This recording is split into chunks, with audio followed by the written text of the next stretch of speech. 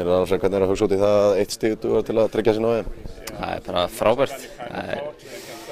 Já, ég veit ekki maður getur sagt, við erum ekki alveg búin átt okkur á þessu en þetta náttúrulega bara eitthvað sem frábært afrek hjá okkur. Sigurinn í dag magnaður? Já, ég meina og verðskuldað fannst mér.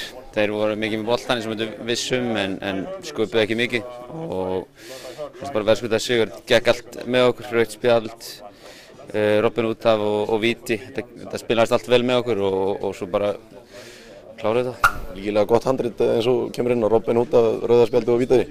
Já, þetta var bara eins og við plönum þetta sjálfur sko. Kannski unnið aðeins stærra hefur planið sjálfur en nei, þetta var frábært og sögulegu sigur.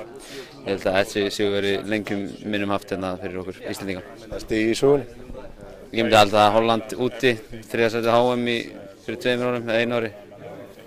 Þannig að ég held að gerist ekki betur en það. Hvernig var að koma inn á og heyra í 3000 Íslendingum hann að Kolbrjálu?